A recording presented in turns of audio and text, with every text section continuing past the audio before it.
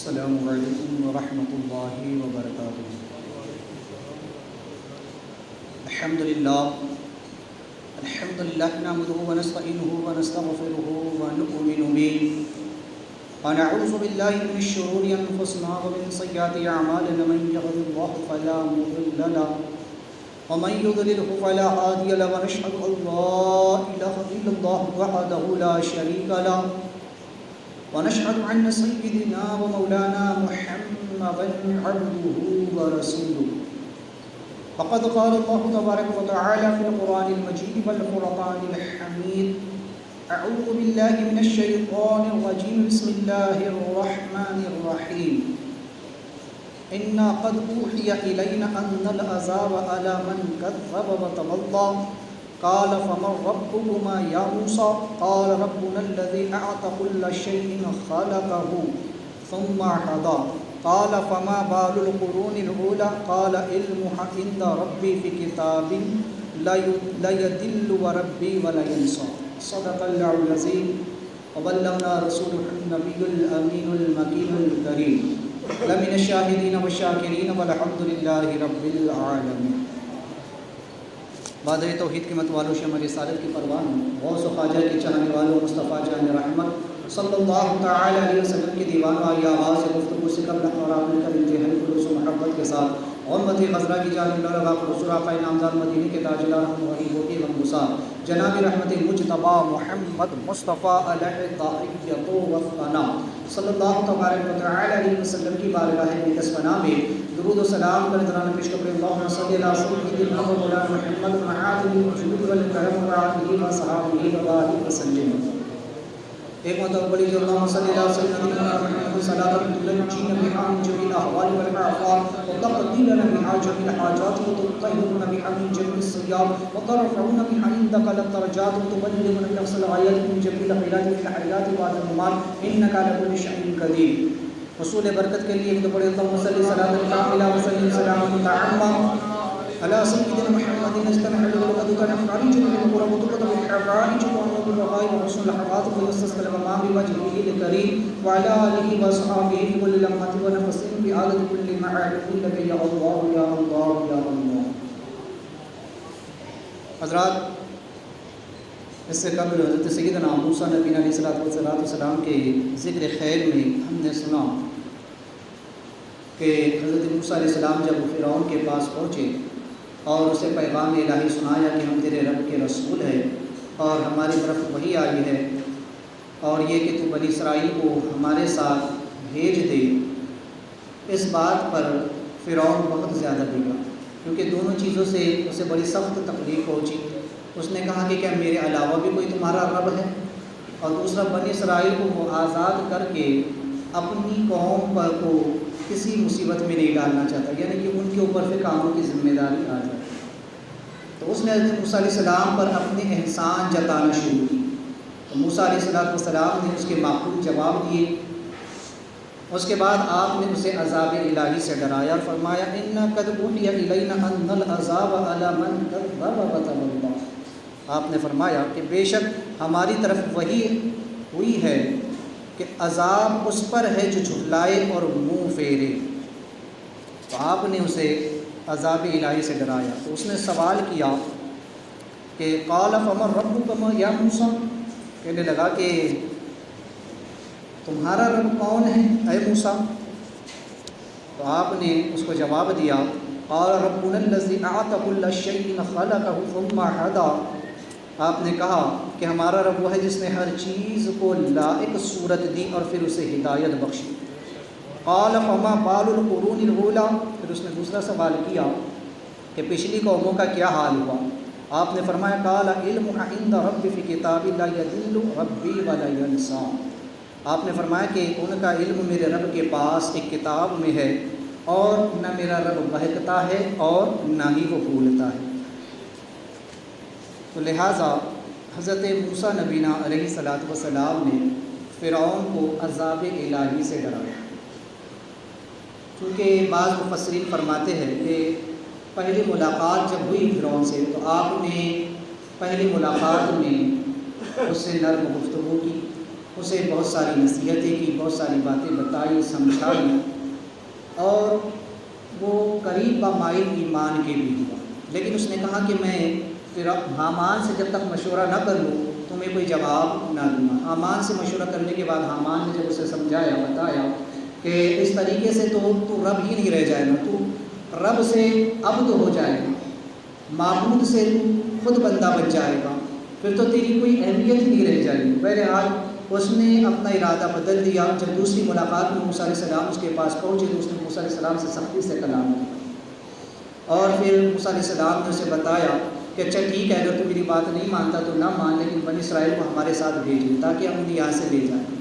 تو ان دونوں باتوں پر وہ بڑا سخت ناراض ہوا۔ موسیٰ علیہ السلام نے اسے عذاب الہی سے ڈرایا۔ مفسرین فرماتے ہیں کہ یہ دوسری ملاقات تھی، لہٰذا موسیٰ و ہارون علیہ السلام فرعون کی تبلیغ کے لیے ملاقات کرنے اس کے دربار میں تشریف لائے، تو فرمایا کہ اے فرعون اور اس کے اہل دربار، چونکہ ہم دونوں الہ عالمین کے رب العالمین کے رسول ہیں، اس لیے بے شک ہماری طرف وحی کی گئی ہے کہ یقیناً اور لازماً بڑا بھاری دائمی عذاب اور دنیاوی اور اخروی عذاب صرف ان لوگوں پر ہی ہوگا کہ جنہوں نے اللہ اور اس کے رسول اور دین و قانون و شریعت و طریقت و توحید و معبودیت و خالقیت کو جھٹلایا اور اس سے انکار کیا، اس کے معنی اور شعور کی طرف وہ متوجہ ہی نہ کی، اور یا سمجھ لیا تھا، عقل نے تسلیم بھی کیا، ایمان پر آمادہ بھی ہوا اور مائل بھی ہوا، لیکن پھر بھی اس نے منہ پھیرا اور عمل و اطاعت کی طرف نہ آیا، پھر اس کو فجور ہی میں اپنی زندگی گزار دی، اس پر عذاب آئی۔ بڑے واضح لفظوں میں موسیٰ و ہارون علیہ السلام نے فرعون اور اس کے درباریوں کو مخاطب کر کے عذاب الہی سے ڈرایا کہ جو لوگ اللہ پر ایمان نہیں لائیں گے، اس کے رسول پر ایمان نہیں لائیں گے، اللہ کی خالقیت پر، اس کی ربوبیت پر ایمان نہیں لائیں گے، لہذا اس کے رسولوں کو جھٹلائیں گے، اس کی وحی کو جھٹلائیں گے، اس کی شریعت سے منہ پھیریں گے، اعمال نہ کریں گے تو ان پر عذاب الہی۔ یا دو طریقے کے لوگ، ایک وہ دونوں کے لیے مراد ہے، بد عقیدات کے لیے بھی اور بد عمل کے لیے، دونوں اس میں داخل ہیں کہ عذاب الہی دونوں کو ہوگا۔ جن لوگوں نے بد عقیدگی کی، اللہ و رسول کے ساتھ کفر کیا، تو ان لوگوں پر تو عذاب آئے گا ہی آئے گا، بلکہ ان کا عذاب دائمی ہوگا کہ ہمیشہ ہمیشہ کے لیے جہنم میں ہوگی۔ البتہ وہ لوگ جو ایمان تو لائے ہیں لیکن فسق و فجور میں پڑے رہے، وہ گناہوں میں اپنی زندگی بسر کرتے رہے، شریعت پر عمل نہ کیا، تو ان کو بھی عذاب ہوگا، لیکن وہ عذاب دائمی نہ ہوگا، بلکہ ایک مدت کے لیے انہیں عذاب دیا جائے گا، اور پھر اس کے بعد انہیں اس عذاب سے نجات دے دی جائے گی۔ بعض مفسرین فرماتے ہیں کہ بعض لوگوں کو دنیا ہی میں عذاب ہوتا ہے، دنیا ہی میں کوئی ایسی سی مصیبتیں اتار دی جاتی ہیں، بعض کو نزا کے وقت عذاب ہوتا ہے کہ نزا کی تکلیف اسے بڑی سختی کے ساتھ اس کی روح قبض کی جاتی ہے۔ بعض نے فرمایا کہ جو یہاں بچ گیا اسے قبر میں عذاب ہوتا ہے، اور اگر قبر میں بچ گیا تو محشر میں عذاب ہے، محشر میں بچ گیا تو پھر جہنم کا عذاب ہے، اور پھر اس کے بعد آخر میں اسے جہنم سے نکال کر، جیسا کہ روایت میں آیا، جیسے پاک میں آتا ہے کہ آپ کریم علیہ السلام فرماتے ہیں کہ مجھے حکم ہوگا کہ محبوب جس کے سینے میں رائی کے دانہ برابر بھی ایمان ہے اسے جہنم سے نکال کر جنت میں داخل فرما دیجیے۔ تو یہاں سے ثابت ہوتا ہے کہ جو بد عقیدے ہیں وہ تو ہمیشہ ہمیشہ جہنم میں رہیں گے، ان پر دائمی عذاب ہوگا،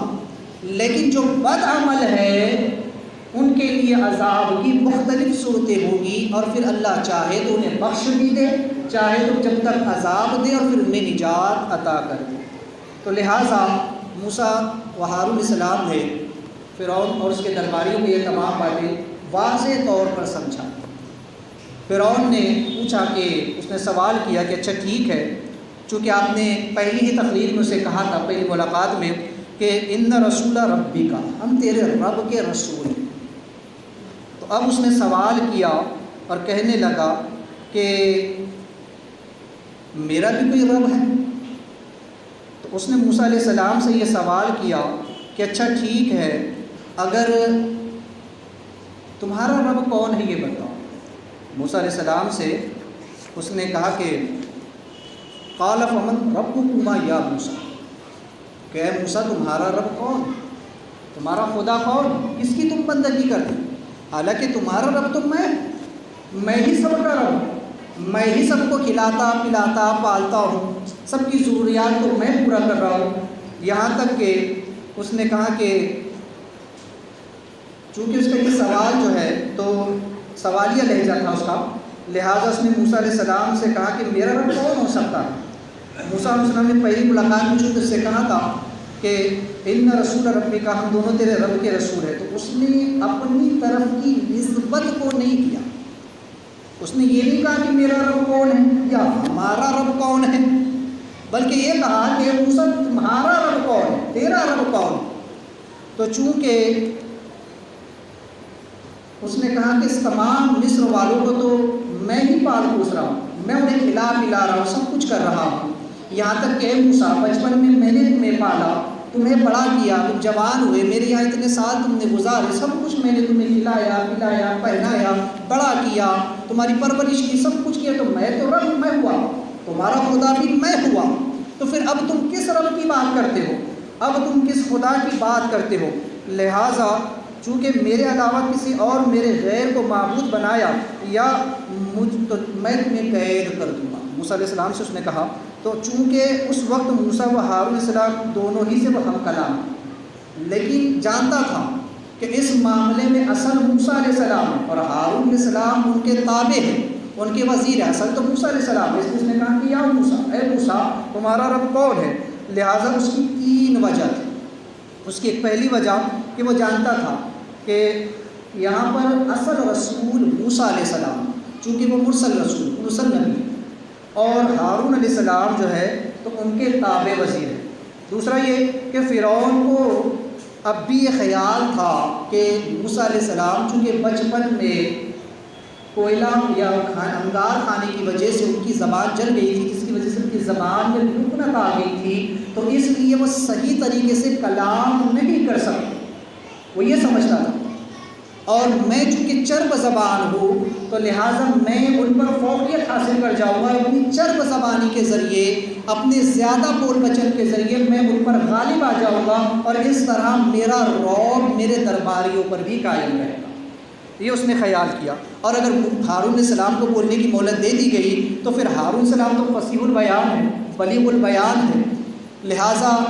وہ غالب آ جائیں گے اور مجھ کو زیر کر دیں گے، اس طرح تو ان کی جیت ہو جائے گی۔ تو لہٰذا اس کا ایک ارادہ یہ بھی تھا کہ وہ یہ سمجھتا تھا کہ چونکہ میں نے بچپن میں موسیٰ علیہ السلام کو پالا پوسا، اس لیے ممکن ہے کہ موسیٰ علیہ السلام میرا ادب و احترام ملحوظ رکھیں گے، اور ممکن ہے کہ وہ مجھ کو اس بات پر اب دوبارہ نہیں ٹوکیں گے۔ لہٰذا ایک جواب اس کا یہ بھی دیا گیا کہ وہ بڑا سرکش اور متکبر تھا، اس لیے اس نے گوارا نہیں کیا کہ میرا کوئی رب ہو، اس لیے رب کی نسبت اس نے اپنی طرف نہیں کی بلکہ موسیٰ علیہ السلام کی طرف کی کہ تمہارا رب کون ہے۔ یہ نہیں کہا کہ اچھا ٹھیک ہے جسے تم بتا رہے ہو کہ تم میرے رب کے رسول ہو تو میرا رب کون ہے یا ہمارا رب کون ہے، تو دونوں باتوں کو اس نے چھوڑ کر کے یہ کہا کہ موسیٰ تیرا رب کون ہے۔ اب موسیٰ علیہ السلام نے چونکہ اس کا جواب دیا اور آپ نے فرمایا کہ ربنا الذی اعطى كل شیء خلقه ثم هدى، آپ نے فرمایا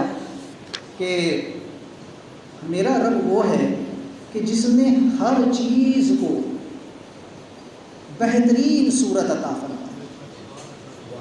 جس نے ہر چیز کو ایک لائق صورت پر، ایک لائق شکل پر اس کو پیدا فرمایا۔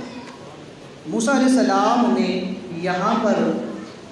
سمندر کو ایک کوزے میں سمجھ لیا، خدائے تبارک و تعالیٰ کی تخلیق کو آپ نے وہاں بیان فرمایا کہ رب وہ ہے کہ جس نے ہر چیز کو پیدا کیا اور پھر اس چیز کو اس کا وظیفہ حیات اور مقصد حیات جو ہے تو اس کو بتا دیا تاکہ وہ چیز اپنی قوتیں جو اس کو دی گئی اس سے کام لے سکے۔ ہر چیز کو احسن صورت میں اللہ نے پیدا فرمایا، ہر چیز کو بہترین صورت میں پیدا فرمایا، اور پھر اسے اپنے کام کرنے کا ڈھنگ طریقہ سلیقہ بھی اللہ نے اسے سکھایا۔ مثال کے طور پر اللہ تبارک و تعالیٰ نے اونٹ کو پیدا فرمایا تو اس کی قامت کو بلند کر دیا، تو اس کی گردن اتنی لمبی کر دی کہ وہ اونچے درختوں کے پتے بھی کھا سکے اور نیچے اپنا سر جھکا کر پانی بھی پی سکے۔ اس نے مچھلی کو اس انداز میں پیدا فرمایا کہ وہ سمندر کی گہرائیوں میں تیر سکے، وہ اپنا منہ بھی کھولے تب بھی اس کے منہ میں پانی نہیں جاتا۔ اس رب وہ ہے، اللہ وہ ہے کہ جس نے درندوں کو پیدا فرمایا تو ان کو ایسے دانت اور انہیں ایسے پنجے عطا فرمائے کہ وہ اپنا شکار کر سکے۔ اس نے پرندوں کو پیدا فرمایا تو انہیں پر عطا فرمائے تاکہ وہ فضا میں اڑ سکے۔ تو ہر چیز کو اس نے اس اندازے پر پیدا فرمایا اور اسے اس کا مقصد حیات بھی بتا دیا، اور پھر اس چیز کو ایسی صلاحیتیں بھی عطا فرما دی کہ وہ اپنا بچاؤ بھی کر سکے، اپنا جو ہے تو اپنی غذا بھی حاصل کر سکے اور اپنے مقصد حیات کو بھی پورا کر سکے۔ اس نے اگر درخت اگائے ہیں تو ان درختوں کی جڑوں کو اللہ نے وہ صلاحیت عطا فرمائی کہ وہ زمین کی رگوں سے پانی حاصل کر سکے، اور وہ درخت جو اس نے صحرا میں اگائے ان کی جڑیں اتنی لمبی کر دی کہ وہ زمین کے نیچے تہ تک جا کر اپنی غذا کو حاصل کر سکے۔ تو آپ نے مقصد تخلیق کو بیان فرمایا، رب تعالیٰ کی شان تخلیق کو بیان فرمایا۔ چونکہ یہاں پر حالانکہ میں اس کو آگے عرض کروں گا، بتاؤں گا کہ سوال جو ہے تو اس نے اس طریقے سے کیا تھا کہ رب کون ہے، لیکن موسیٰ علیہ السلام نے یہاں پر رب کی صفات کا ذکر فرمایا۔ تو ایک سمجھیے کہ رب کو جاننا ہمارے سب کے بس کی بات نہیں۔ رب کو اگر پہچاننا ہے تو اس کی نشانیوں سے پہچانو۔ اس کائنات پر غور کرو، اپنے آپ پر غور کرو۔ اس انسان کو اللہ نے پیدا فرمایا تو اس کے ظاہر و باطن میں اللہ نے جو چیزیں رکھی اس سے انسان اپنے آپ کو پہچانے، اس کائنات پہ غور کرے، تدبر کرے، فکر کرے تو وہ جانے گا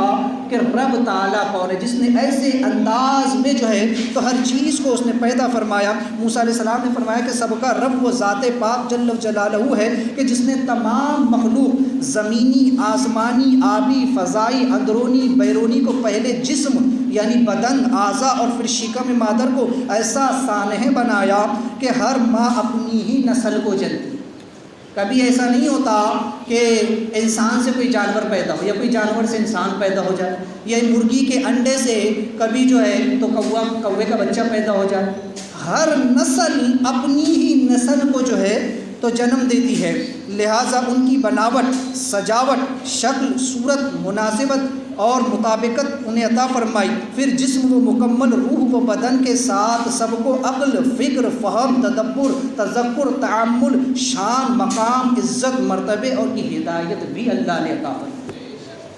اس شان سے اللہ نے ہر چیز کو پیدا فرمایا۔ حضرت موسیٰ علیہ السلام نے چونکہ پہلی محفل میں ہی اپنا تعارف کرا دیا تھا، یہاں پر آپ نے رب تعالیٰ کا تعارف کرایا کہ رب کون ہے، اللہ کون ہے، اللہ کی شان کیا ہے، اس کی شان خالقیت کیا ہے، اس نے کیسے ہر چیز کو جو ہے تو پیدا فرمایا، اور کس شان کے ساتھ اس نے ہر چیز کو پیدا فرمایا۔ ہر چیز کو اس نے عقل دی۔ اب دیکھیے روح دو طرح کی، ایک ہے مانوی روح اور ایک ہے صورتن اور ایک ہے مانن۔ صورتن یعنی کہ وہ روح جو جانداروں کے اندر جیسے انسان اور تمام جاندار، اور مانن وہ روح کے جو غیر جانداروں کے اندر جیسے نباتات یا کائنات کی ہر وہ شے کہ بظاہر ہم یہ دیکھتے ہیں کہ اس میں جان نہیں ہے، اگر ایک پتھر بھی ہے تو اس میں بھی ایک جان، یہ زمین ہے تو زمین میں بھی ایک جان ہے۔ اسی لیے فرمایا گیا کل من علیہا فان ویبقی وجہ ربک ذو الجلال والاکرام۔ ہر شے فنا ہونا ہے، ہر چیز فنا ہونے والی ہے، ہر چیز کو موت، کل نفس ذائقۃ الموت، ہر نفس نے موت کا مزہ چکھنا ہے، اور جب ہر چیز نے فنا ہونا ہے تو اس کا مطلب یہ کہ ہر ایک میں جان ہے، سوائے رب تبارک و تعالیٰ کے ہر چیز فنا ہونے والی۔ یہاں تک کہ مفسرین فرماتے ہیں کہ جو گھاس اگتی ہے اس میں بھی جان ہے، اور وہ اس وقت تک زندہ ہے کہ جب تک وہ اللہ کی تسبیح و تحلیل کرتی ہے، جب وہ اللہ کا ذکر بند کر دے تو وہ سوکھ جاتی ہے یا اسے زمین سے اکھیڑ دیا جاتا ہے۔ درخت اس وقت تک ہرا بھرا ہے جب تک وہ اللہ کا ذکر کرتا ہے، جب وہ اللہ کا ذکر بند کر دے تو وہ سوکھ جاتا ہے یا اسے کاٹ دیا جاتا ہے۔ یہی ایک کائنات کا نظام چل رہا ہے۔ بس ایک انسان اور جن ہے کہ جس کو اللہ تبارک و تعالیٰ نے عقل تام عطا فرمائی. عقل فہم اللہ نے ہر مخلوق کو عطا فرمائی، لیکن عقل تام انسان کو عطا فرمائی، شعور انسان کو عطا فرمایا اور اسے اشرف المخلوقات بنایا. اس لیے یہ سزا و جزا کا مستحق ہے. تمام تشریع احکامات انسان پر آئے، اس لیے صرف انسان ہے اور جنات کہ جنہیں قیامت میں دوبارہ زندہ کیا جائے گا اور ان سے حساب و کتاب. تو بہرحال جان تو ہر ایک میں. بہرحال میری چونکہ اس پر زیادہ مجھے تفصیل سے بات نہیں کرنی، تو بس اتنا سمجھے کہ جان ہر ایک میں، بس ایک رب کا نظام ہے، ہر ایک کو اس نے الگ الگ انداز میں جو ہے تو رکھا ہے. تو چونکہ رب تبارک و تعالیٰ نے موسیٰ علیہ السلام نے فرمایا کہ رب کی شان کیا ہے، چونکہ فرعون کے بارے میں مختلف اقوال آئے. بعض نے کہا کہ فرعون کا ایک عقیدہ یہ بھی تھا کہ وہ اللہ کو مانتا تھا لیکن قیامت کے دن کا منکر تھا. بعض نے کہا کہ وہ اللہ کو اور فرشتوں کو بھی مانتا تھا. بعض نے کہا کہ وہ اپنے آپ ہی کو صرف خدا سمجھتا تھا. بعض نے کہا کہ وہ سورج کو دیوتا سمجھتا تھا اور اسے بڑا خدا سمجھتا تھا، جیسا کہ ابراہیم علیہ السلام کے زمانے میں ہوا تھا. آپ سن چکے سے قبل ابراہیم علیہ السلام کے زمانے کہا تھا. ابراہیم علیہ السلام سے جب ان کی قوم نے کہا تھا کہ یہ سب سے بڑا خدا ہے، اس کی بندگی کرو سورج کو، تو آپ نے کہا تھا کہ یہ میرا رب ہے. جب سورج ڈوب گیا تو کہا کہ لا احب الافلین، میں اسے ڈوبنے والوں کو دوست نہیں رکھتا. تو اس وقت سے لوگ سورج کو بڑا دیوتا سمجھتے تھے. تو چونکہ مصر میں بھی بت پرستی ہوتی تھی اور مصر کے اکثر لوگوں کا یہی عقیدہ تھا کہ سورج سب سے بڑا دیوتا ہے، اور اسی لیے وہ دیگر سیاروں کی بھی پوجا کرتے تھے. میں انشاءاللہ آگے چل کے یہ سب بتاؤں گا کہ آج ہندوؤں کے اندر، غیر مسلموں کے اندر یہ جو دیوی دیوتاؤں کے معاملات ہیں وہ کیسے ہیں، کیوں، انشاءاللہ آگے چل کے اس کو بیان کروں گا. تو بہرحال چونکہ مصر کے اندر یہ چیز تھی، وہیں سے یہ چیز آئی، تو انہوں نے دیگر سیاروں کو، چاند سورج وغیرہ کو اور دیگر مخلوق کو انہوں نے خدا ٹھہرایا. تو بہرحال فرعون کے بہت سارے عقائد جو ہے تو وہ بیان ہوئے ہیں مختلف انداز میں، لیکن بعض نے کہا کہ یہ تمام عقائد اس کے تھے. بہرحال موسیٰ علیہ السلام نے اسے معقول جواب عطا فرمایا اور کہا کہ چونکہ رب تبارک و تعالیٰ تو وہ ہے کہ جس نے اس شان کے ساتھ ہر چیز کو اور مخلوق کے کائنات کو وسعت اور کثرت سے، چونکہ اللہ نے جو ہر چیز کو اللہ نے پیدا فرمایا. تو چونکہ یہ علم نبوت ہی ہے کہ وہ سمندر کو کوزے میں سمو، صرف ایک ہی جملے میں آپ نے بہت ہی اسے اعلیٰ بات بیان فرمایا کہ ہمارا رب وہ ہے جس نے تمام اشیاء کو شکل و صورت کا جسم دیا، پھر پوری دنیاوی زندگی کی ہدایت بھی اسے عطا فرمائی. پہلے تو اللہ نے ہر چیز کو جسم دیا، اس سے عقل، فہم، تدبر دیا، اور پھر اسے استعمال کرنے کا طریقہ بھی اللہ نے سکھا دیا. ثم ہدا، اسے ہدایت بھی فرما دی کہ ہم نے تجھے یہ جو جسم عطا کیا ہے، یہ جو تجھے ظاہری اور باطنی اعضاء تجھے عطا کیے ہیں، اور ہر چیز کو اللہ تبارک و تعالیٰ نے اس کے کام کرنے کا ڈھنگ، طریقہ اور سلیقہ بتا دیا. لہٰذا ہر چیز کائنات وہ اسی طریقے سے کام کر رہی ہے جیسے اس کو رب کائنات نے ہدایت فرمائی. تو چونکہ جیسے کہ ابھی بچہ ماں کے پیٹ ہی میں ہوتا ہے، انڈا چوسے میں ہوتا ہے، جان پکڑتا ہے کہ ماں کو، اس ماں باپ کے دل میں اس کے لیے محبت اور شفقت ڈال دی جاتی ہے. پھر ہر شخص کو عضو کو اس کو ہدایت دی اللہ تعالیٰ نے کہ چرند کو چرنا، پرند کو اڑنا چگنا اور درند کو شکار کرنا، بحری حیوانات کو تیرنا اسی نے سکھایا. ظاہری اعضاء کو ان کے اعمال اور باطنی اعضاء کو ان کے اپنے اعمال کی ہدایت اللہ ہی نے بخشی. زمین کو اگانے، درختوں کو پھل پھول سجانے اور آسمان پر سیارگان کی شکلیں اور ان کی رفتاریں اسی اللہ تعالیٰ نے مقرر فرمائی. یہ اللہ تعالیٰ کی شان ہے کہ اس شان کے ساتھ اس نے اپنی پوری کائنات کے جو ہے تو نظام کو سجایا ہے. چونکہ حضرت موسیٰ علیہ السلام نے یہاں توحید پر گفتگو فرمائی، توحید کو بیان فرمایا کہ اللہ کون ہے، اللہ کی شان کیا ہے. تو چونکہ آپ نے اور بھی اس کو دلیلیں دی، فرمایا کہ دعوت فکر، چونکہ آپ نے فرمایا کہ ربوبیت تامہ کے یہ لائق ہے جس نے، وہی اللہ ہے، وہی رب ہے، اور ربوبیت کے لائق وہی ہے کہ جس نے ہر شے کو شکل و صورت دے کر نہیں چھوڑا، بلکہ شکل و صورت، خلقت و بناوٹ کے مطابق ہر شے کی رہنمائی و دستگیری بھی فرمائی، تاکہ کوئی بھی مخلوق یا ان کے اندرونی بیرونی اعضاء ایسے نہیں جو خود اپنی مرضی سے الٹے سیدھے کام کرنے لگے، بلکہ ہر چیز اور شخصیت کو اپنی اپنی بناوٹ کے مطابق اپنا مقصد پیدائشی پورا کرنے کا طریقہ و سلیقہ بھی اسے رب نے سکھایا۔ مثلا شیر گھاس نہیں چلتا، بکری گوشت نہیں کھاتی، ہاتھ چل نہیں سکتے، پیر کھا نہیں سکتے، اور جو ہے تو اسی طرح آپ اندرونی اعضاء کو بھی دیکھیں، انسان کے جسم میں دماغ ہے، دل ہے، پھیپھڑے ہیں، گردے ہیں، دلی ہے، آتے ہیں، ان سب کا ایک کام ہے۔ دماغ کا کام سوچنا ہے، انسان کے جو تو پورے بدن کو مینیج کرنا ہے، دل کا کام دھڑکنا ہے، اور گردوں کا کام پیشاب کو فلٹر کرنا ہے، کلیجی کا کام خون کو جو ہے تو بنانا ہے، اسی طریقے سے پتے کا کام ہے کہ وہ ایک ایسا مادہ خارج کرتا ہے جگر کہ جس کے ذریعے سے انسان کے کھانا ہضم ہوتا ہے،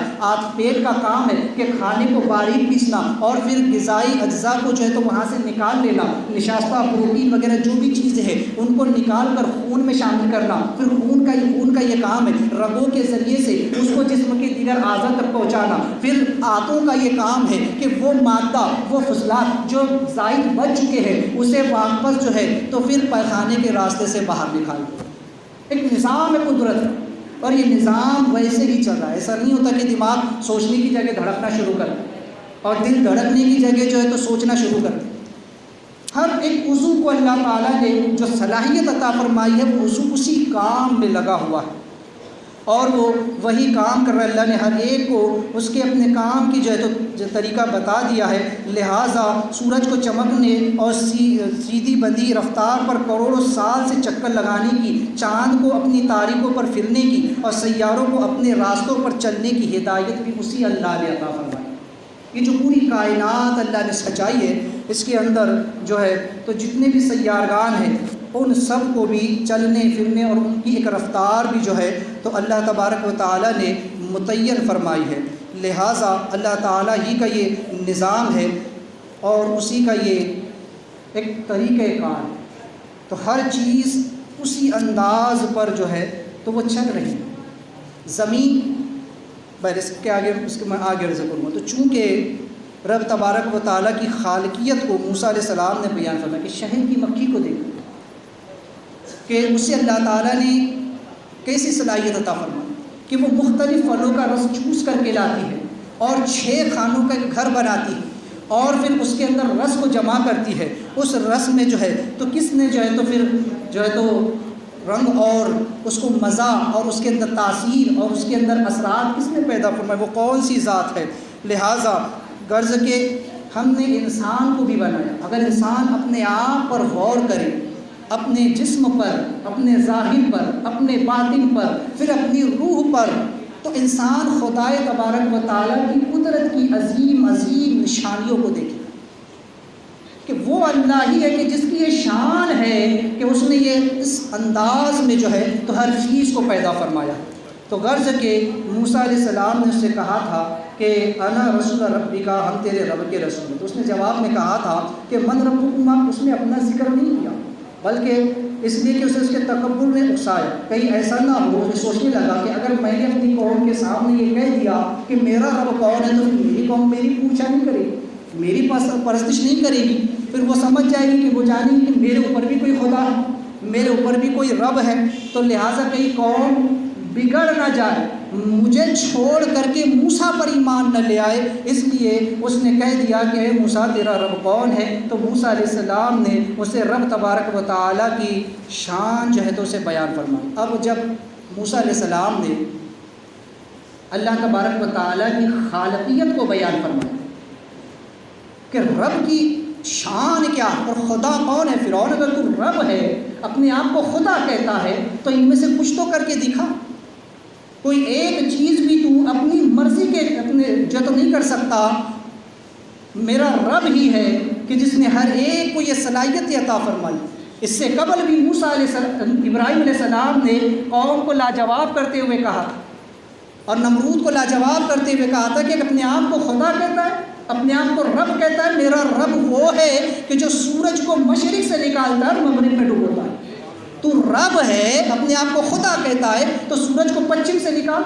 مغرب سے نکال. قرآن نے کہا فَبُہِتَ الَّذِي كَفَرَ، اس کافر کی کمر ٹوٹ گئی، اس کے ہوش اڑ گئے، پیروں سے زمین نکل گئی. یہ تو کر ہی نہیں سکتا، یہ شان تو صرف اللہ رب العالمین کی ہے. تو یہاں بھی موسیٰ علیہ السلام نے اسے بتایا فرعون کو کہ سن، رب وہ ہے کہ جس نے پوری کائنات کو اس شان کے ساتھ سجایا ہے کہ ہر چیز اپنے مقصد حیات کو سمجھتے ہوئے سے انجام دے رہی. تجھے تو اپنی خود کی خبر نہیں ہے، تو بھی جانتا ہے تجھے بھی مرنا ہے، ایک دن تیری بھی زندگی کے جو زندگی کے لمحات تیزی کے ساتھ آگے بڑھ رہے ہیں. تو لہٰذا جب تو اپنے آپ کو مرنے سے نہیں بچا سکتا، اس کائنات میں جو تمام چیزیں چل رہی ہے تو ان میں کسی میں جو ہے تو دخل اندازی نہیں کر سکتا، اپنے آپ کو رب کیسے کہتا ہے؟ اپنے آپ کو خدا کہتا ہے. ارے اپنے آپ پر تو غور کر، اپنے جسم کی بناوٹ پر غور کر، اپنے جسم کے اندرونی اعضاء پر غور کر کہ تجھ میں طاقت ہے کہ تو ان کو روک سکے. تو لہٰذا یہاں پر بھی اس کے ہوش اڑ گئے. اب اس کے پاس بھی جواب نہ رہا، کیونکہ موسیٰ علیہ السلام نے توحید پر ایسی بھاری دلیل قائم کر دی کہ فرعون بھی مبہوت ہو کر رہ گیا، اس کے پاس جواب نہیں رہ گیا. لہٰذا یہی حال ہوتا ہے ہر اس شخص کا، ہر اس باطل انسان کا، کہ جب وہ اپنے مد مقابل سے ہارتا ہے، اپنی باطل بات کو وہ ثابت کرنے پر ناکام ہو جاتا ہے، تو وہ بات کو بدلنے کی کوشش کرتا ہے. اب وہ انداز بدلتا ہے، بات کو بدلتا ہے، اس کے رخ کو کہیں اور طرف لے جاتا ہے. یہی فرعون نے کیا. اب جب اس نے دیکھا کہ میرے پاس تو موسیٰ کے سوال کا کوئی جواب ہی نہیں ہے، اگر موسیٰ ایسی ہی تقریر کرتے رہے میرے دربار میں تو پھر تو لوگ مجھے چھوڑ دیں گے. اس نے فوراً گھبرا کر دوسرا سوال کیا، اور سوال وہ کیا کہ آپ کو مدعے سے ہٹا دیا جائے، تاکہ موسیٰ علیہ السلام اب مزید جو ہے تو پھر اس کے اوپر دلیل قائم نہ کر سکے، پھر وہ رب کی خالقیت کو بیان نہ کر سکے، توحید پر زیادہ سے زیادہ دلیل وہ قائم نہ کر سکے. اس لیے اس نے سوال بدلتے ہوئے کہا اس نے کہنے لگا کہ فما بال القرون الاولی، کہنے لگا کہ اچھا یہ بتاؤ کہ پچھلی قوموں کا حال کیا ہوا، جو پچھلی قومیں گزر گئی ہے ان کا حال کیا ہوا، ان پر عذاب کیوں نہیں آیا، یا ان کے ساتھ کیا معاملات ہوئے. تو چونکہ اس نے جب یہ سوال کیا تو یہ سوال جو ہے اس کا ایک استخباری اور استدلالی تھا، لہٰذا اس کا جواب بھی موسیٰ علیہ السلام نے استخباری دیا. موسیٰ علیہ السلام اس کی چال کو سمجھ گئے، اس کی بات کو سمجھ گئے کہ یہ کیا چاہتا ہے، اس نے یہ سوال کیوں کیا. لیکن نبی کا علم دیکھیں، نبی کی شان دیکھیں کہ آپ نے اس کا جواب بھی دے دیا اور پھر اپنی تقریر کو جاری بھی کر دیا. فرمایا قال علم عند رب فی کتابی لا یضل ربی ولا ینسی. آپ نے فرمایا کہ تو جن قوموں کا سوال کر رہا ہے، جن کے بارے میں تو مجھ سے پوچھ رہا ہے، تو ان کا علم میرے رب کے پاس محفوظ ہے، کتاب مبین. میرے رب نے کتاب مبین میں ان تمام چیزوں کو لکھ رکھا ہے. اور فرمایا آگے کہ لا یضل ربی ولا ینسا، کہ میرا رب نہ بہکتا ہے اور نہ ہی وہ بھولتا ہے. تو چونکہ فرعون کا مقصد یہ تھا کہ کسی طریقے سے موسیٰ علیہ السلام کو اصل مدعے سے ہٹا دیا جائے، موسیٰ علیہ السلام نے ایک مختصر جواب دے دیا. اگر اب اس کو تفصیل بتائی جاتی تو پھر وہ دیگر بات اور بھی چلی جاتی اور جو فرعون چاہتا تھا اس کا مقصد پورا ہو جاتا. اس لیے موسیٰ علیہ السلام نے اختصار سے کام لیا اور ایک ہی جملے میں جواب دے دیا کہ تم مجھ سے پچھلی قوموں کا سوال کر رہا ہے، تو اس کا علم میرے رب کے پاس محفوظ ہے. میرے رب کے یہاں ان کے تمام معاملات موجود ہیں، ان کی نیتیں تک لکھی ہوئی ہیں، ان کے اعمال تک لکھے ہوئے ہیں، ان کی نیکیاں، ان کی بدی، ان کی زندگی اور ان کی ایک ایک سانس میرے رب کے یہاں لکھی ہوئی ہے، سب کتاب مبین میں لکھا ہوا ہے. اور رہا سوال تو جو مجھ سے کر رہا ہے اس بات کا، تو مجھے اتنا ہی علم ہے جتنا میرے رب نے مجھ کو عطا فرمایا. اور چونکہ اس وقت موسیٰ علیہ السلام نے فرعون کو پچھلی قوموں کے عذاب سے نہیں ڈرایا تھا، اس لیے آپ پر لازم بھی نہیں تھا کہ آپ ان قوموں کے احوال اس کے سامنے بیان کریں. لہٰذا آپ کی تبلیغ رسالت سے اس چیز کا اس وقت کوئی تعلق نہ تھا، اس کا کوئی واسطہ نہ تھا کہ اس کو پچھلی قوموں کے احوال سنائے جائے. آپ تو اسے حالات سے آگاہ کرنے آئے تھے، اسے اگلی زندگی کے بارے میں بتانا چاہ رہے تھے کہ اب تک تیری جو زندگی گزر گئی، لیکن اب تو رب پر ایمان لیا، نیک اعمال کر تو آگے کے حالات اس طریقے سے ہو. لیکن اس نے پیچھے سے سوال کر دیا کہ ان قوموں کا حال کیا ہوا. تو چونکہ موسیٰ علیہ السلام اس لیے نہیں آئے تھے، تبلیغ و رسالت کا یہ مقصد ان کا نہیں تھا کہ پچھلی قوموں کے احوال اس کو سنائے، تو لہٰذا فرمایا کہ اس کا علم تو میرے رب کے یہاں موجود ہے. اور ساتھ میں اب ایک سوال یہاں پر پیدا ہوتا ہے کہ فی کتاب، اللہ کی یہاں وہ کتاب میں لکھے ہوئے، لوح محفوظ پر لکھے ہوئے، تو کیا اللہ تعالیٰ بھول سکتا ہے کہ اللہ تعالیٰ کو یاد نہیں رہتا معاذ اللہ، اس لیے اللہ نے لکھ کر رکھا؟ تو نہیں. اس کا جواب بھی موسیٰ علیہ السلام نے دے دیا کہ لا یضل ربی ولا ینسیٰ. فرمایا کہ نہ وہ بہکتا ہے اور نہ وہ بھولتا ہے. بہکنا یعنی کہ کسی چیز سے آگے نکل جانا، اور بھولنا یعنی کسی چیز کو رکھ کر کے اس کی طرف سے بالکل اس کی طرف سے توجہ کا خارج ہو جانا، توجہ ہی نہ رہنا. فرمایا میرا رب ان دونوں چیزوں سے پاک. تو پھر کیا مطلب؟ لکھنے کا مطلب یہ ہے کہ اللہ تعالیٰ نے جو تمام علوم کتاب مبین میں لوح محفوظ پر لکھے ہیں وہ اپنے لیے نہیں لکھے ہیں، بلکہ اس لیے لکھے ہیں تاکہ فرشتے، انبیاء، اولیاء وہاں سے اپنا علم میں اضافہ کر سکیں.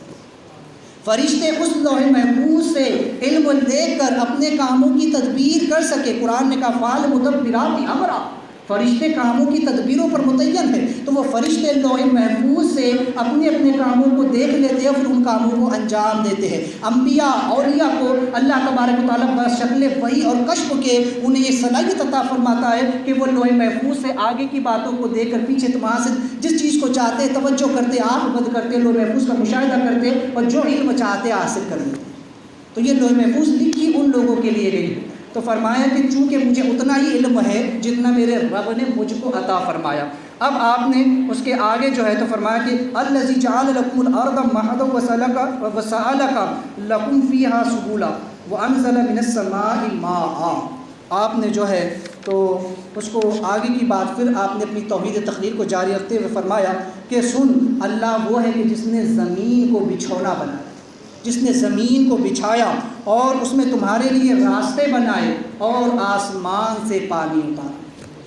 تو موسیٰ علیہ السلام نے اس کو جو ہے تو پھر توحید پر تقریر اپنی جاری کرتے ہوئے فرمایا کہ میرا رب وہ ہے کہ جس نے اس زمین کو جو ہے تو مخلوق کے لیے رکھا. اس زمین کو اللہ نے شان کے ساتھ بچھایا ہے کہ تم اس میں چلتے پھرتے ہو، اس میں تمہارے لیے راستے بنا دیے، تم اس پر سو سکتے ہو، جیسے چاہے سے استعمال کر سکتے ہو، یہاں سے نباتات اگائے، بے شمار تم اپنے فوائد اس زمین سے جو ہے تو حاصل کر سکتے ہو. لہٰذا نوم و قیام و قعود، استراحت، زراعت، باغات، کھیت خلیات سب اسی زمین پر اٹھتے ہیں اور سجتے ہیں اور حاصل اسی سے حاصل ہوتے ہیں. لہٰذا تمام کائناتی کروں میں صرف زمین ہی ہے جو ایک جگہ پر بچھی ہوئی. صرف زمین ایک ایسی جو ہے تو سیارہ ہے کہ جسے اللہ تبارک و تعالیٰ نے ایک جگہ پر اسے محفوظ طور پر اسے اللہ نے بچھا کر کے رکھا ہے. لہٰذا اسی لیے ہر انسان اس پر آسانی سے چل پھر سکتا ہے اور اپنی ضروریات کو پورا کر سکتا ہے. لہٰذا اسی کے ذریعے سے مسافر اپنی منزلوں تک پہنچتے ہیں اور جو ہے تو اسی سے مشرقی اور مغربی سمتوں کا تعین ہوتا ہے. اب یہاں پر ایک بات کہوں گا کہ سائنس یہ کہتا ہے کہ زمین گھومتی ہے، یا موسیٰ علیہ السلام نے جو دلیل دی وہ یہ ہے کہ تو غور نہیں کرتا کہ اللہ وہ ہے جس نے زمین کو بچھونا بنایا، زمین کو بچھایا، زمین کو ایک جگہ محفوظ طور پر، ساکن طور پر رکھا تاکہ تم اس میں چل پھر سکو، اس سے اپنی ضروریات کو پورا کر سکو. یہ دلیل اللہ کے نبی نے دی. آج سائنس کہتا ہے کہ زمین بھی گھومتی ہے. یہ پوری کائنات میں جتنے سیارے ہیں یہ سب رفتار سے اپنی اپنی چل رہے ہیں، سب گھوم رہے ہیں، سب اپنی اپنی رفتار سے چل رہے ہیں، اور سائنس کے اعتبار سے یہ زمین بھی حرکت میں. لیکن اسلام یہ کہتا ہے کہ یہ زمین ثابت ہے، یہ زمین اپنی جگہ ٹھہری ہوئی ہے. موسیٰ علیہ السلام نے جو دلیل دی وہ یہ کہ زمین کو اللہ نے بچھونے کی طرح بنایا جو ایک جگہ پر ٹھہری ہوئی ہے، اسی لیے لوگ اس پر آسانی سے چل پھر سکتے ہیں. آپ نے فرمایا کہ اس میں اللہ نے تمہارے لیے راستے ہموار کیے. کیوں؟ یہ تبھی ممکن ہے کہ جب یہ ساکن رہے. اگر یہ ساکن نہ رہ سکے تو اس سے مشرق، مغرب، شمال اور جنوب کا ہرگز تعین نہیں ہو سکتا. آج خود سائنس کہتا ہے کہ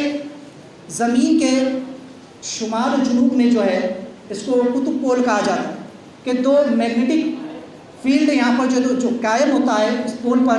تو جس کی وجہ سے مقناطیسی اثر ہوتا ہے، جس کی وجہ سے انسان سمت کا تعین کرتا ہے۔ اب اگر زمین خود گھومے تو یہ میگنیٹک فیلڈ بھی جو تو قائم نہیں رہتا ہے، اور پھر سمت اس کے ذریعے سے جو ہے تو ایک جگہ ٹک کر نہیں رہ سکتی، لہٰذا زمین ساکن ہے اور تمام سیارے اس کے گرد گھوم رہے ہیں، ہر چیز اس کے گرد چکر لگا رہی ہے۔ صرف اللہ نے زمین کو ہی مخلوق کے لیے وَالْأَرْضَ مَدَدْنَاهَا فِي أَنَامٍ کہ ہم نے زمین کو رکھا مخلوق کے لیے۔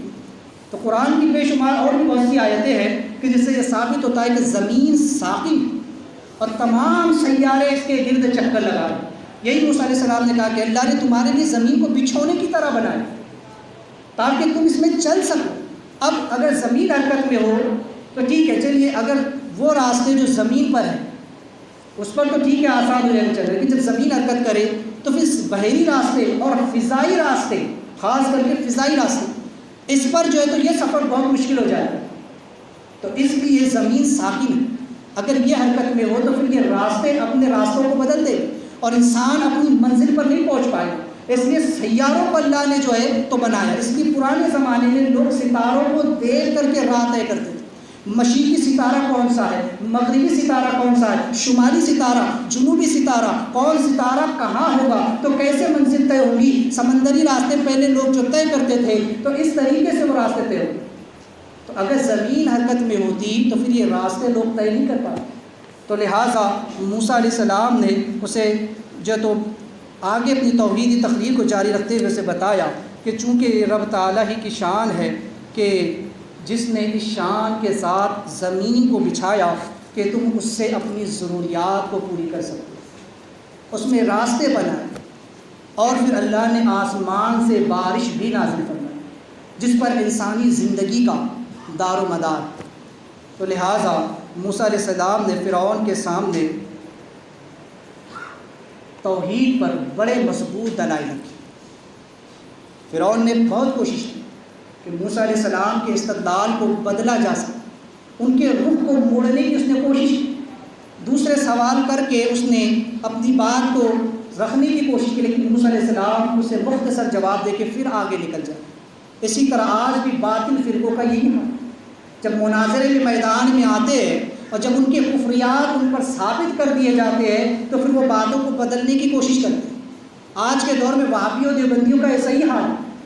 جب ان کے باطل عقائد پر گفتگو کی جاتی ہے تو یہ فوراً بات کو بدل کر کے اسے فروعی اختلافات کی طرف لے کر کے آتے ہیں، یہ بات کو بدل کر کے امام احمد رضا کی طرف لے کر کے آتے ہیں، یہ بات کو بدل کر کے علماء سنت کی طرف لے کر کے آتے ہیں، بات ان سے عقائد کی جاتی ہے اور یہ اعمال کی طرف دوڑ کر کے آتے ہیں کہ دیکھو ہم تو اتنے نیک عمل کرتے اور تم تو ایسے عمل کرتے۔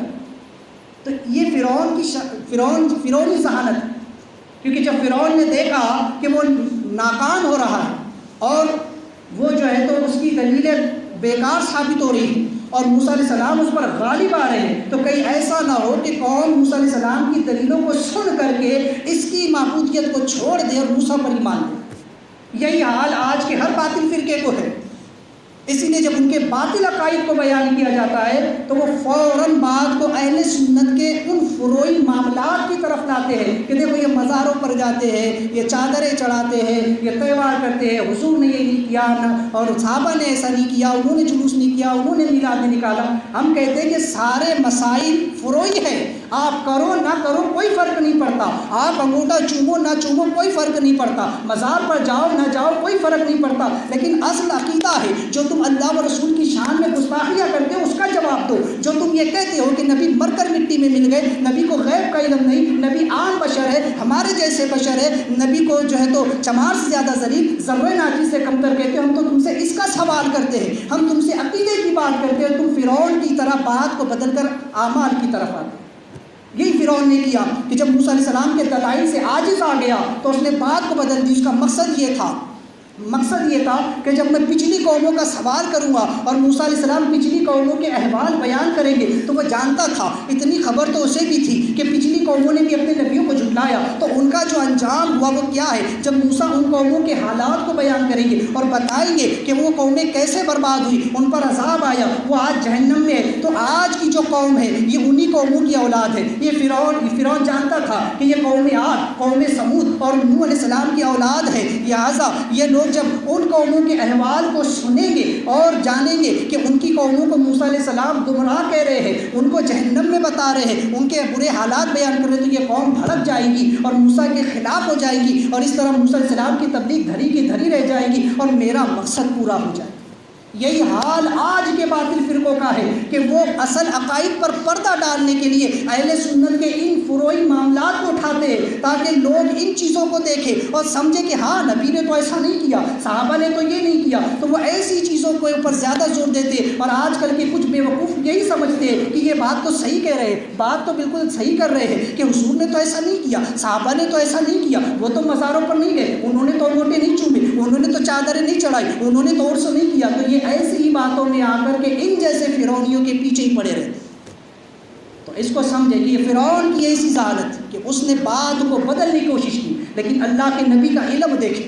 اللہ کے نبی کی شان دیکھے کہ آپ نے ایک ہی لفظ میں جواب دے دیا کہ سن، میرا رب وہ ہے کہ جو نہ بھولتا ہے نہ بہکتا ہے، اور ہر چیز کا علم اس کے پاس لوح محفوظ میں محفوظ ہے، لکھا ہوا ہے، ہر انسان کے اعمال اس کی سانسیں تک لکھی ہوئی ہے، اور میرا اس نے تو فرشتے انسانوں کے کاندھوں پر متعین کر دیے جو اس کے اعمال کو لکھ رہے، کل قیامت میں اس کا نامہ اعمال اس کے ہاتھ میں تھما دیا جائے۔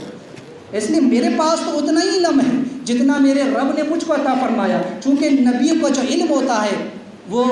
تین طرح کا ہوتا ہے۔ ایک علم وہ ہوتا ہے جو علم شریعت ہوتا ہے، جس کی وہ تبلیغ کرتے ہیں، اور اس کو براہ راست ان کی نبوت اور تبلیغ اور رسالت سے تعلق ہوتا ہے۔ اس علم کو وہ پورا عوام میں منتقل کر دیتے ہیں۔ اس علم میں سے وہ ایک چیز بھی ذرہ برابر چھپاتے نہیں، خیانت نہیں کرتے، کیونکہ یہ علم ہے ہی مخلوق کے لیے، انہیں سمجھانے کے لیے شریعت وہ مکمل طور پر نافذ کر دیتے ہیں۔ دوسرا علم ہوتا ہے علم خاص، علم لدنی یا علم باطن۔ یہ جو علم باطن ہوتا ہے تو وہ خاص لوگوں کو عطا کیا جاتا ہے، جو اس کا صلاحیت رکھتے ہیں، جو اس کے اہل ہوتے ہیں، وہ ان کو علم باطن سکھاتے ہیں۔ اور ایک علم ہوتا ہے جو مخصوص ہوتا ہے خالص انبیاء کے لیے، کہ جس سے اللہ تعالیٰ ان کی شان کو بلند کرتا ہے، کیونکہ علم سے انسان کے درجات بلند ہوتے ہیں۔ اللہ نے آدم علیہ السلام کو جب پیدا کیا تو سب سے بڑی نعمت، پہلی نعمت جو عطا فرمائی وہ علم ہے۔ جب اللہ نے ان چیزوں کو فرشتوں کے سامنے پیش کیا اور کہا کہ فرشتوں بتاؤ ان کے نام کیا ہے، تو فرشتوں نے کہا تھا انی عالم ما لا تعلمون، اللہ ہم نہیں جانتے کہ ان کا نام کیا ہے۔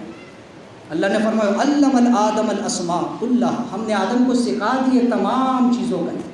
7 لاکھ زبانوں کا علم اللہ نے عطا فرمایا آدم علیہ السلام۔ فرشتوں نے تو کہہ دیا کہ انی عالم ما لا تعلمون، اللہ ہم نہیں جانتے۔ انسان کے درجے علم سے بلند ہیں، اس لیے علم سب سے بڑی روشنی۔ لیکن بعض وہ ہوتے ہیں کہ جو علم تو حاصل کرتے ہیں لیکن پھر بھی گمراہ ہو جاتے ہیں۔ اس کے لیے سب سے بڑی چیز اللہ کا فضل ہے۔ علم کے ساتھ جس پر اللہ کا فضل ہو وہی کامیاب ہوتے ہیں، ورنہ شیطان کو بھی بہت علم تھا لیکن پھر بھی گمراہ ہوا۔ تو انبیاء کو ایک مخصوص علم دیا جاتا ہے جو صرف ان کے اور خدا کے درمیان ایک راز ہوتا ہے اور وہ اسے ظاہر نہیں کرتے۔ تو لہٰذا علم نبوت سے یا علم شریعت سے جو چیز ہوتی ہے وہ سب پر ظاہر کر دیتے۔ تو موسیٰ علیہ السلام نے بھی یہاں اسی کی طرف اشارہ کر کے کہا کہ میرے رب نے مجھ کو جتنا علم دیا وہ میں نے تیرے سامنے بیان کر، وہ تو شریعت ہے جو مجھے تیرے سامنے بیان کرنی ہے، باقی مکمل علم تو میرے رب کے یہاں ہے، لیکن جتنا مجھے پاس ہے اتنا ہی میں جانتا ہوں اور میں تجھے اتنے کے بارے میں بتا سکتا ہوں۔ تو لہٰذا یہاں سے ایک چیز یہ سمجھ میں آئی کہ علم جو ہے انسان کے درجات کو بلند کرتا ہے، اس لیے چاہیے کہ علم حاصل کرو۔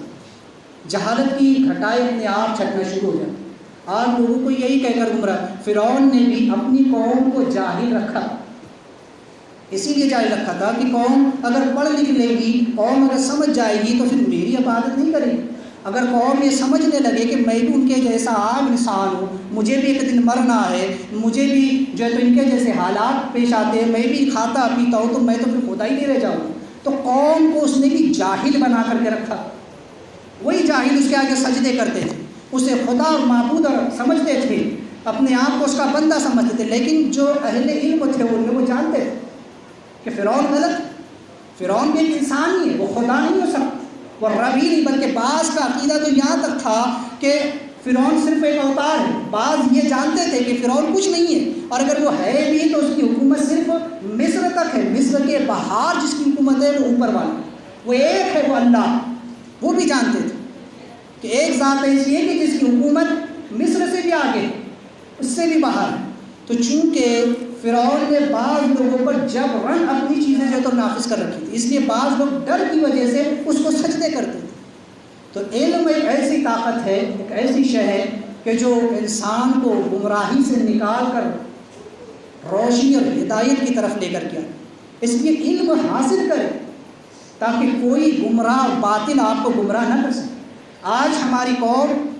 فیس بک، واٹس ایپ اور سوشل میڈیا پر لگی ہوئی ہے، اسے علم اگر چاہیے تو وہیں کی حد تک چاہیے، واٹس ایپ کو کیسے